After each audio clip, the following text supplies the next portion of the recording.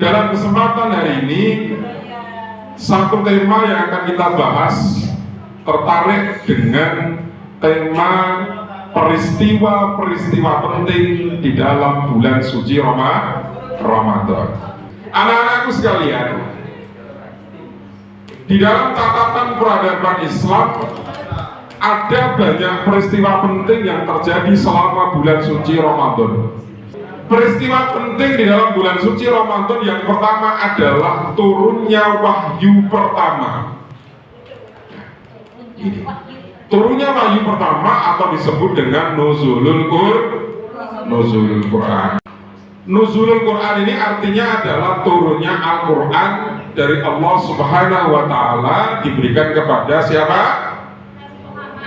Nabi Muhammad Sallallahu Alaihi Wasallam. Pertama kali Al-Quran itu diwahyukan kepada Nabi Muhammad oleh Allah Subhanahu wa Ta'ala itu ada di bulan Ramadan, tepatnya yaitu pada 17 Ramadan. Biasanya masyarakat dengan gegap gempita yang terjadi pada saat 17 Ramadan nuzulul Quran, ada peringatan di mana kita mengenang proses pertama kalinya wahyu itu diturunkan oleh Allah kepada Nabi Muhammad, yaitu berupa Quran surat Al-Alaq ayat 1 sampai 5. Iqra bismi rabbikal ladzi khalaq. Iqra artinya apa? Bacalah. Secara luas, wahyu yang pertama diturunkan oleh Allah kepada Nabi Muhammad surat Al-Alaq ayat 1 sampai 5. Iqra bismi rabbikal ladzi khalaq. Bacalah dengan menyebut nama Tuhan yang menciptakan. Bacalah ini mengandung pengertian kalau kita implementasikan dalam kegiatan sehari-hari kita, bahwa setiap dari manusia wajib membaca sesuatu yang ada di lingkungan sekitar kita. Kalau kita pahami segala yang dilakukan oleh manusia, itu modal pertamanya adalah harus membaca, memahami. Orang mau berusaha, mau jualan sesuatu, pasti pertama membaca apa namanya? Membaca peluang. Dilihat kira-kira yang sarang ini sing turun ono apa cak? Aku tak dudulan. Berarti namanya membaca tidak hanya visual, kita membaca sebuah tulisan yang ada di dalam buku tulis, tapi membaca fenomena alam itu juga termasuk kegiatan membaca. Jadi Iqra itu adalah pelajaran yang diberikan oleh Allah kepada Nabi Muhammad, bahwa setiap manusia itu harus punya pola pikir yang cerdas, pola pikir yang logis, pola pikir yang maju, pola pikir yang mau belajar dan berusaha untuk memahami. Karena kalau kita membaca berarti ada ikhtiar untuk memahami. Maka penting sekali kita setiap melakukan sesuatu itu kita baca. Membaca artinya adalah berpikir. Membaca yang didapatkan apa? Pemahaman, mendapatkan apa? Informasi, mendapatkan apa? Materi. Yang kedua, peristiwa yang kedua adalah Lailatul Qadar. Lailatul Qadar ini dikenal dengan 10 hari terakhir di bulan Ramadan. Biasanya kalau di masyarakat kota itu, kalau Lailatul Qadar itu masyarakat berbondong-bondong setelah tarawih itu iktikaf di masjid.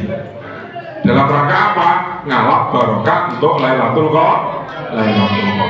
Nah, seperti apa bentuknya? Pak Sofi tidak berani mengurai hal tersebut. Bukan kapasitas saya untuk membahas itu, tapi paling tidak kita bisa belajar bahwa 10 malam terakhir di bulan suci Ramadan itu ada peristiwa yang sangat penting, yaitu adanya Lailatul Qadar. Bagaimana ciri-ciri kita mendapatkan Lailatul Qadar? Nah, silakan nanti bisa dibaca di Google, banyak sekali. Intinya kita manfaatkan 10 hari terakhir di bulan Ramadan perbanyaklah kegiatan-kegiatan yang bersifat keagamaan. Baik itu bagaimana kita meningkatkan ketakwaan kita kepada Allah, bagaimana kita menjalin hubungan baik dengan teman-teman kita, dan bagaimana cara kita menjalin hubungan baik dengan sesama kita yang ada di lingkungan masyarakat. Kabar baiknya 10 terakhir bulan Ramadan anak-anak belajar di rumah. Okay? Nah, anak-anakku sekalian, dalam rangka menyambut Lailatul Qadar, isilah kegiatan ini dengan hal-hal yang bersifat positif. Buatlah kebiasaan atau habit dalam kegiatan keseharianmu di bulan suci Ramadan. Pagi hari setelah sahur jangan tidur dulu, tunggu sholat subuh. Yang awakmu bar sahur kok turu, cak ora subuh. Ini yang harus kita luruskan. Posone mempeng dilakoni, tapi kewajiban yang ada dalam keseharian dari pagi sampai malam tidak dilakukan. Awakmu ora subuh tapi tarawih semangat. Kebalik, bro. Artinya kudu ditata meneh. Tarawih semangat tapi subuh malah ora. Iki berarti malah kuwale kudeli. Nggih. Imsak dengan waktu subuh itu ada jeda sekitar paling 10 menit. Nah, kalau saya boleh sharing, itu saya isi setelah saya sahur itu ya, gosok gigi, kemudian wudhu, Anda duduk, pegang Al-Quran, menunggu adzan iqamah, baca Quran. Nikmat sekali. Pak, apakah harus baca Quran, Pak? Yo, tidak harus baca Al-Quran. Monggo, membaca sesukamu yura popo, misal membaca tentang ilmu pengetahuan, wawasan-wawasan umum, orang masalah. Itu diniati tolabul ilmi. Jam 8, setengah 8 sore masuk SMA, diniati bismillah tolabul ilmi sampai nanti jam 12 baru pulang. Ini nilainya luar biasa. Maka tetap semangat. Meski produk kantor-kantor kayak Reza, Imam Fazal, ora masalah. Ning pojokan delik, nggih. Tapi karo meroke sithik-sithik, nak penak ya diremoke, ora penak ya dijarke, gak masalah. Peristiwa yang ketiga yaitu Perang Badar. Perang Badar. Di bulan Ramadan dulu Nabi Muhammad SAW melaksanakan Perang Badar. Maka ada sholawat Badar, ada ya? Bagaimana sholat Badar? Sholatullah salamullah ala toha rasulillah. Sholatullah salamullah ala yasin habibillah. Nabi Muhammad SAW melawan kafir Quraisy, dan perang pertama kali yang dilakukan oleh Nabi adalah perang Badar. Kaum muslimin ketika itu hanya sedikit, sekitar 313 personil, dan melawan kafir Quraisy jumlah 1000 lebih. Dan alhamdulillah atas kehendak Allah perang Badar dimenangkan oleh Nabi Muhammad SAW. Ramadan ini sebagai bentuk ibadah yang merupakan ibadah perang diri kita kepada diri kita sendiri, dan Allah secara langsung yang menyaksi.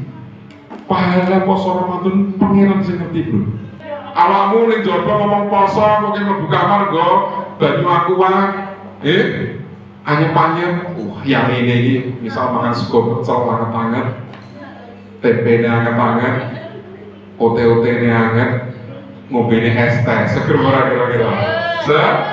Nah, kita memerangi diri kita untuk menahan nafsu kita. Segala nafsu yang ada di dalam diri manusia untuk bisa kita tahan, kita perangi sementara sampai nanti kumandang beduk maghrib, kita baru diperbolehkan untuk makan. Maka hikmah yang bisa kita pelajari dari peristiwa Lailatul Perang Badar adalah keberanian kita untuk melawan diri kita sendiri. Bagaimana kita bisa melaksanakan ibadah puasa ini dengan sebaik mungkin. Ya. Peristiwa yang keempat adalah turunnya syariat adzan untuk pertama kali.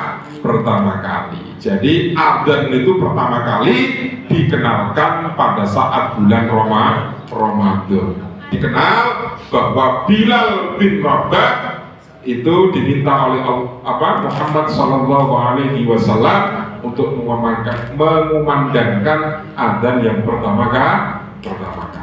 Adzan, ya. Jadi adzan pertama kali itu di bulan Ramadan. Jadi adzan ini pertama kali dikenalkan di bulan Ramadan ini sebagai upaya sarana untuk memanggil umat Islam bahwa itu masuk waktunya sholat. Mana utama adzan adalah menunjukkan masuk waktunya sholat.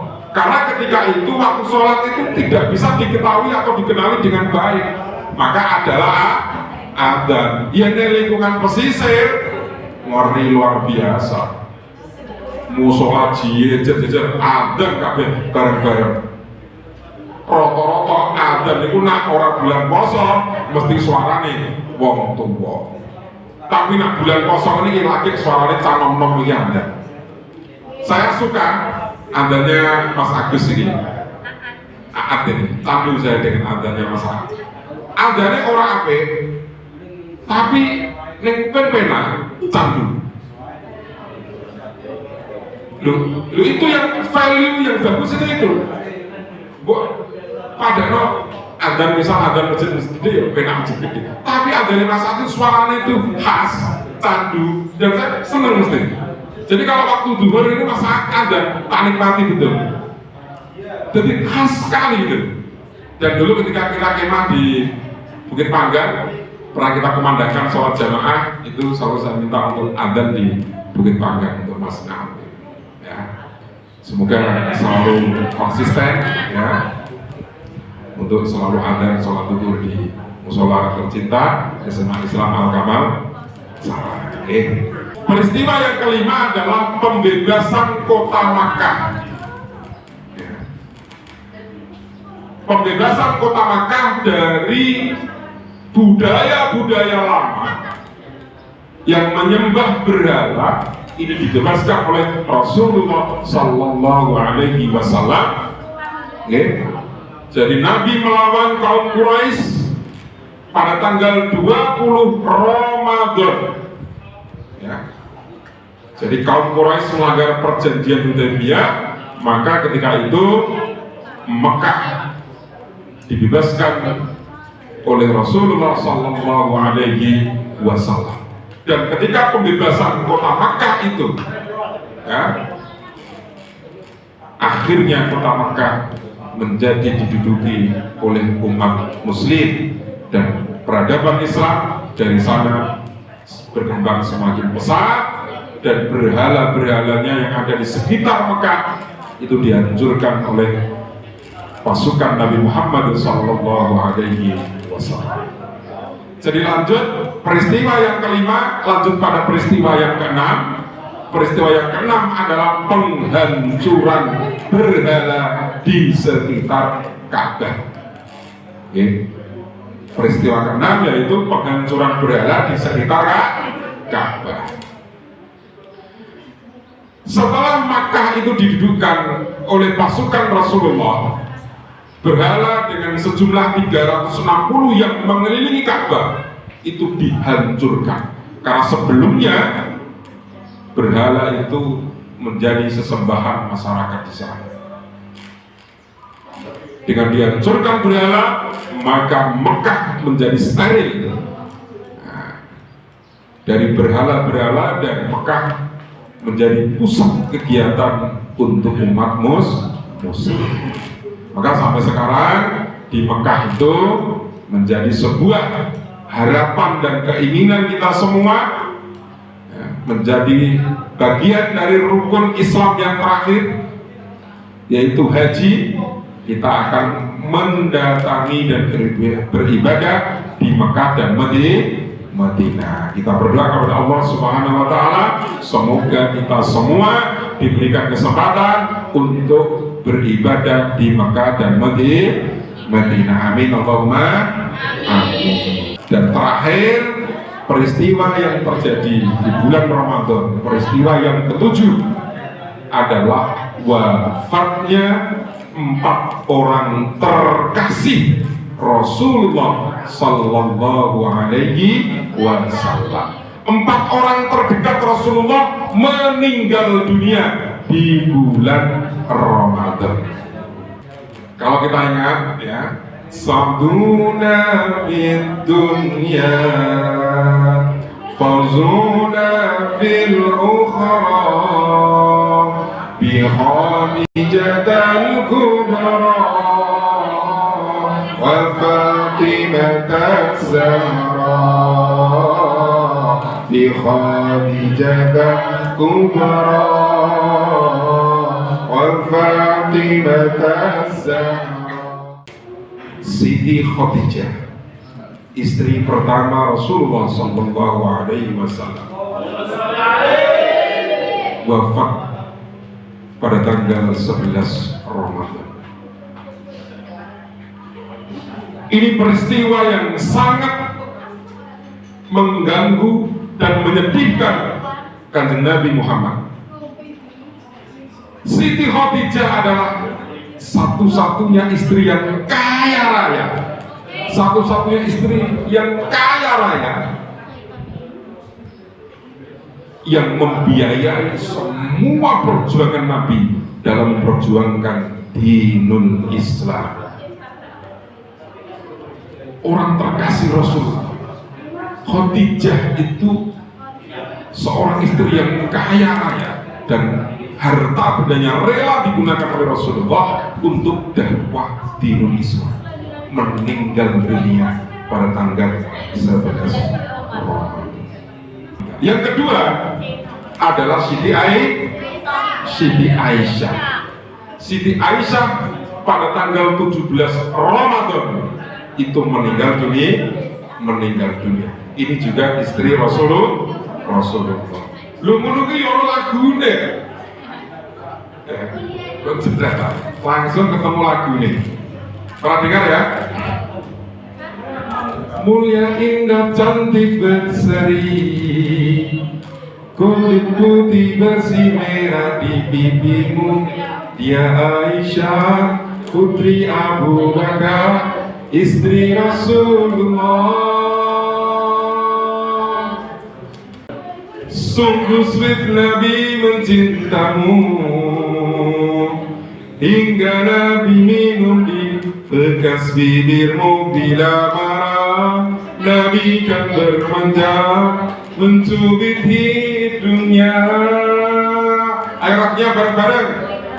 Aisyah, romantisnya cinta dengan Nabi, dengan baginda kau pernah main lari-lari, selalu bersama hingga ujung nyawa kau di samping Rasulullah. Aisyah, sungguh manis sirah kasih cintamu, bukan persis novel Mula Benci jadi. Kau istri tercinta ya Aisyah Khumairah. Jadi Aisyah istri tercinta Rasulullah. Mulia, indah, cantik, berseri. Ada yang bisa nyanyi? Ayo nyanyi, begini. Nyanyi. Bait pertama, bait kedua ref. Tak kisah ketemu. Ayo.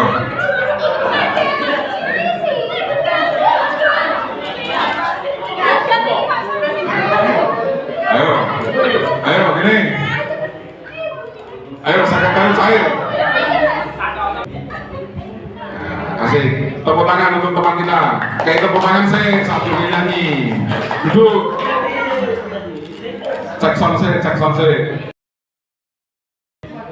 Mulia, indah, cantik, berseri, kulit putih bersih merah di pipimu, ya Aisyah, putri Abu Bakar, istri Rasulullah.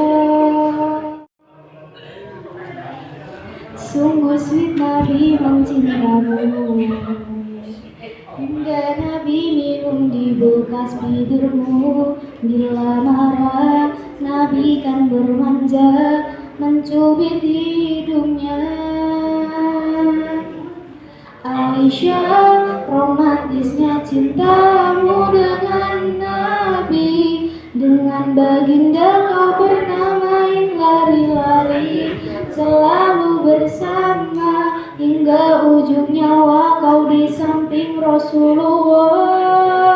Aisyah, sungguh manis oh sirah kasih cintamu, bukan persis novel mula benci jadi rindu. Kau istri tercinta, ya Aisyah Umayyah. Terima kasih.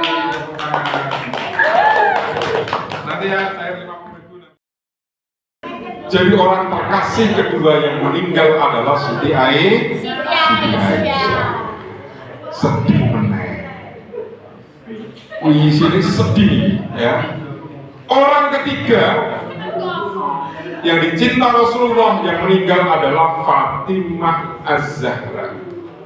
Jadi Fatimah itu anaknya Kanjeng Nabi. Tadi setelah istrinya dua meninggal, lalu anaknya Fatimah Az-Zahra, yaitu suaminya Ali bin Abi Thalib, juga turut meninggal. Dan yang keempat yang meninggal adalah Ali bin Abi Thalib, ya, yaitu pada tanggal 21 Ramadan. Jadi 4 orang terkasih dan tersayang Kanjeng Nabi Muhammad SAW yang meninggal adalah, yang pertama adalah Siti Khadijah, yang kedua adalah Siti Aisyah, yang ketiga adalah Fatimah Az-Zahra, yang keempat adalah Ali bin Abi Thalib. Bulan Ramadan beliau kehilangan 4 orang terkasihnya, dan orang ini sangat berpengaruh terhadap perjalanan Kanjeng Nabi dalam menyiarkan agama Islam ketika masa itu. Anak-anakku sekalian, dari 7 peristiwa ini banyak hal yang bisa kita pelajari sebagai umat muslim. Pada intinya, Ramadan adalah keberkahan. Di bulan suci Ramadan ini kita berusaha semaksimal mungkin bagaimana kita meningkatkan keimanan kita, bagaimana kita meningkatkan aktivitas religi kita untuk mendapatkan keberkahan di bulan Ramadan. Maka jangan heran ketika bulan Ramadan biasanya di sepanjang jalan, kemudian di lingkungan masyarakat, banyak orang berbagi takjil. Itu salah satunya dalam rangka untuk mendapatkan keberkahan dari Allah Subhanahu wa Ta'ala. Yang kedua, Ramadan ini berisi tentang peristiwa-peristiwa bersejarah. Sebagaimana yang tadi kita sampaikan, ada 7 peristiwa yang sangat penting dan menjadi sejarah peradaban umat muslim di dunia. Nuzulul Quran nanti juga akan diperingati 17 Ramadan. Biasanya di masjid-masjid, di musola-musola ada kegiatan nuzulul Quran. Kadang ono syukurane, gorok pitik utuh diopor, diuduhke, pangan bareng-bareng. Yang ketiga, Ramadan adalah tonggak perkembangan umat muslim. Jadi Ramadan ini menjadi tonggak perkembangan umat Islam berdasarkan sejarah-sejarah yang telah terjadi, bagaimana perjuangan Rasulullah SAW dalam memperjuangkan Islam di muka bumi, yaitu bagaimana melawan kaum Quraisy dengan menghancurkan berhala-berhala yang mengelilingi kota Makkah. Ini sebuah tonggak peristiwa yang luar biasa. zaman jahiliyah yang ada di Makkah diruntuhkan oleh pasukan Rasulullah, dan Mekah Madinah saat ini menjadi simbol peradaban umat muslim. Setiap orang yang ada di penjuru dunia yang beragama Islam akan berbondong-bondong ke sana untuk menunaikan ibadah haji dan umrah. Itu enggak kebesaran umat Islam. Dan anak-anakku sekalian, dari peristiwa-peristiwa yang kita pelajari tadi, apa yang bisa diimplementasikan, apa yang bisa dipelajari, apa yang bisa ditirukan di dalam proses kehidupan kita sehari sebagai seorang murid, sebagai seorang siswa, lakukanlah. Yang pertama, Iqra bismi rabbikal ladzi khalaq. Iqra berarti bacalah. Bacalah berarti tadi punya mana? Belajar. Kita harus selalu berusaha untuk belajar, membaca ilmu pengetahuan, membaca fenomena alam, membaca sesuatu yang ada di sekitar kita, dan kita pelajari apa yang terjadi dan apa manfaatnya kepada kehidupan kita. Semuanya kalau kita niati dengan baik, insya Allah hasilnya akan baik. Di awal seperti ini adalah usia-usia berjuang kalian, berjuang melawan hawa nafsu, berjuang melawan pola pikir yang tidak baik. Kita belajar di SMA Islam Al-Kamal untuk menjadi pribadi yang lebih baik. Kita niati betul, ya. Bismillahirrahmanirrahim. Kita niati untuk menjadi pribadi yang baik. Apa Pak? Pribadi yang baik itu, kebaikan pribadi kita itu akan dinilai dari perilaku atau sopan santun yang bisa kita tunjukkan, yang bisa kita terapkan dalam kehidupan seharian. Sopan santun, perilaku itu sangat penting. Terkhusus makna belajar yang sebenarnya adalah perubahan perilaku pada diri kita. Siap ya? Siap menjadi baik? Siap menjadi baik? Siap menjadi baik? Terima kasih. Akhirul kalam. Wassalamualaikum warahmatullahi wabarakatuh.